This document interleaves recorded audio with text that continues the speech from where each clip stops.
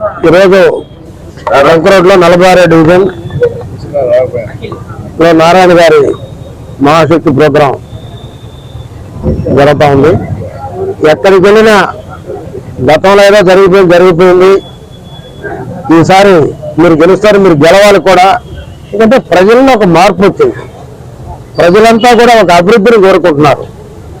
అభివృద్ధి కావాలి మాకు, మా నెల్లూరు బాగుండాలని ఇంకొక ఊర్లో చెప్పుకోవాలి అంటే దానికి నారాయణే కావాలి. గతంలో అంత అభివృద్ధి చేసిన నారాయణ ఆ రోజు పరిస్థితులు అయిపోయారు. ఈసారి ఓడకూడదు, మేమందరం కూడా దిగుతాము అనే టైప్లో ప్రతి అంగట్లు కానీ ప్రతి శ్రమలో కానీ ఇప్పుడు సొంతపాటంట ఆమె పాపం చెప్పాల్సింది. ఒక నిజంగా నిరుపేద మహిళ ఇప్పుడే జస్ట్ గంగడం ముందు, సార్ మేము బయట పెడితే ఇక మా పెన్షన్ తీసేస్తారని భయపడుతున్నాం, అందరూ అనుకున్నాం లోపల కోట్లు వేయాలని. సార్ సబ్బు కూడా 80 రూపాయలు చేశాడు, మామూలు బియ్యం అన్ని పెంచేస్తారు కానీ సబ్బు కూడా పెంచేస్తారు సార్ అని చెప్పి అది తిట్టిపోతా ఉంది. ఇలాగా అన్ని రేట్లు పెరగడం కాక ఒక జనంలో ఒక అభివృద్ధి చూడాలని ఒక ఆకాంక్ష వచ్చింది. ఎందుకంటే ఒక ఆదివారం అయితే ఈరోజు ఎక్కడికైనా వెళ్తున్నారు వాళ్ళు, ఏ పార్కు పోయినా ఎక్కడ పోయినా పిల్లలతో ఆడుకుంటున్నారు, ఎంజాయ్ చేస్తున్నారు. అంతకుముందు అది లేదు. వాళ్ళు ఈరోజు ఎంత ఎవరు చేశారంటే గతంలో నారాయణ గారు చేశారు. ఇప్పుడు పిలిచిన ఎమ్మెల్యే గారు ఈయన అనిల్ ఒక పని చేయలేదు, ఒక మాట చేయలేదు.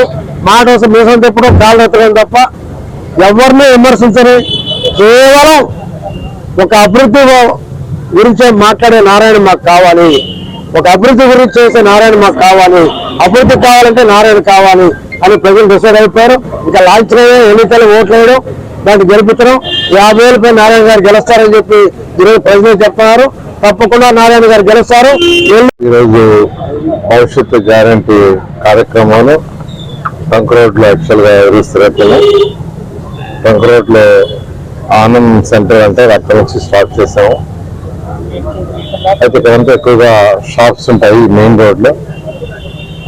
ఈ షాప్స్ లో యాక్చువల్గా ఇప్పుడు మార్నింగ్ కొన్ని షాప్స్ తిరిగితే ఎక్కడికి పోయినా అనేకమైన స్పందన ఉంది.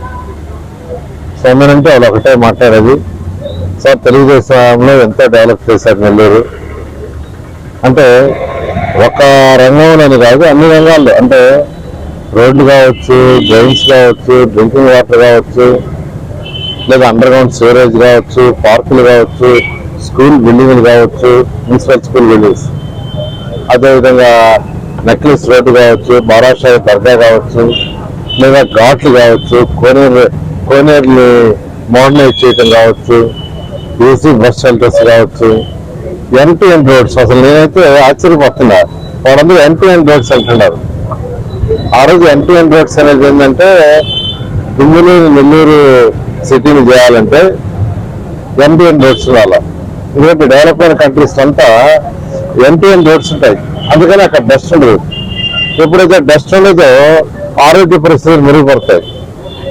అదేవిధంగా అండర్ గ్రౌండ్ సివరేజ్ చేస్తే దోమలు ఉండవు. దోమలు ఉన్నప్పుడు ప్రజల యొక్క ఆరోగ్య స్థితి మెరుగవుతుంది. అదేవిధంగా తాగే వాటర్ క్లీన్ వాటర్ అయితే ఆరోగ్య పరిస్థితి మెరుగవుతాయి. అందుకనే సంగం బ్యారేజ్ నుంచి 37 కిలోమీటర్ల నుంచి పైప్ లైన్ వేసి నీళ్లు కావటం జరిగింది. ఇలా అనేక కార్యక్రమాలు చేసి వాళ్ళు గుర్తు చేస్తున్నారు. దీని దగ్గర వాళ్ళు గుర్తు చేసి మీరే రావాలి, ఆ మిగిలిన 5-10% వర్క్స్ని మీరే పూర్తి చేయగలరు, చాలా చక్కగా వాళ్ళు వివరిస్తున్నారు. నిజంగా నాకు వాళ్ళు ఆ మాట చెప్తుంటే అంతులేని ఆనందంగా ఉంది. ఎందుకంటే ఎప్పుడైనా ప్రజలకు సేవ చేస్తే ఖచ్చితంగా గుర్తుపెట్టుకుంటారు అనేది యాక్చువల్గా ఈరోజు వాళ్ళ దగ్గర పోతుంటే తెలుస్తుంది.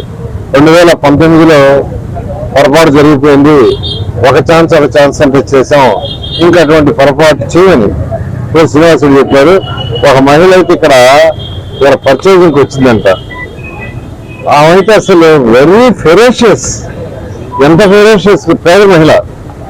అక్కడ ఏం మాట్లాడుతుంది, సబ్బు ధర మాట్లాడుతుంది, సబ్బు ధర. ఇలా అంటే ఆర్థిక వ్యవస్థ కుంగిపోతుంది. 13 లక్షల కోట్ల రూపాయలు అప్పు ఇచ్చాడేమో, అవన్నీ ఎవరు తీర్చాలా? ప్రజల యొక్క ట్యాక్స్ ద్వారా తీర్చాలా? ఇంకా వేరే మార్గాలు లేవు. ఆ 13 లక్షల కోట్లు దానికయ్యే ఇంట్రెస్ట్ ఎలా తీర్చాలంటే ప్రజల మీద పన్నేస్తేనే తెచ్చాలా, లేదు ఇండస్ట్రీస్ ని బిజినెస్ ని డెవలప్ చేస్తే వాటి ద్వారా జిఎస్టీ వస్తుంది, ఇన్కమ్ ట్యాక్స్ వస్తుంది, దాని ద్వారా తెచ్చొచ్చు. అయితే ఈ నాయకుడు వైఎస్ జగన్మోహన్ రెడ్డికి వ్యాపారం డెవలప్మెంట్ వల్ల ఆయనకి ఇండస్ట్రీస్ అవసరం ఏం అవసరం లే. అసలు ఆర్థిక వ్యవస్థ ఎలా ఇంప్రూవ్ చేయాలా, ప్రజల ఆదాయం ఏ విధంగా రెట్టింపు చేయాలి అని ఆలోచన లేదు. అందుకని ఈ రాష్ట్రంలో ఉన్న ఇండస్ట్రీస్ బిజినెస్ పీపుల్ అందరూ వెళ్ళిపోయారు హైదరాబాద్ ఒక పక్క, ఇటు పక్క చెన్నై ఒక పక్క వచ్చి దానిలో అందరూ వెయిట్ చేస్తున్నారు తెలుగుదేశం ప్రభుత్వం వస్తే మళ్ళా ఇక్కడికి వస్తే ప్రశాంతమైన వాతావరణంలో చేసుకుంటామని. ఇంకోటి వ్యాపారస్తులు కోరుకునేది ప్రశాంతమైన వాతావరణం. ఇప్పుడు కూడా వ్యాపారం చేసుకునే వాళ్ళకి ధర్నాలు, అరుపులు, కేకలు, దౌర్జన్యాలు, తర్వాత వాళ్ళని పీడించడాలు, వాళ్ళ దగ్గర డబ్బులు డిమాండ్ చేయటాలు ఇట్లాంటి కోరుకోరు. ప్రశాంతంగా ఉండే వాతావరణం కోరుకుంటారు. గత 5 సంవత్సరాలు తెలుగుదేశం ప్రభుత్వంలో నెల్లూరులో ఎటువంటి అలజడి లేకుండా మెయింటైన్ చేశాం. ఏ వ్యాపారస్తులు జోలికి పోలా, ఎవరిని మేము ఇబ్బంది పెట్టలేదు. నేను చాలా క్లియర్ గా ప్రతి నాయకుడికి చెప్పాను, వాళ్ళ వ్యాపారాలు స్వేచ్ఛగా చేసుకోనండి. వ్యాపారాలు వృద్ధి అయితే వాళ్ళ ఆదాయం పెరిగితే ప్రభుత్వానికి జిఎస్టీ వస్తుంది, ఇన్కమ్ ట్యాక్స్ వస్తుంది. దాని ద్వారా మనం డెవలప్ చేయొచ్చు, సంక్షేమం చేయొచ్చు.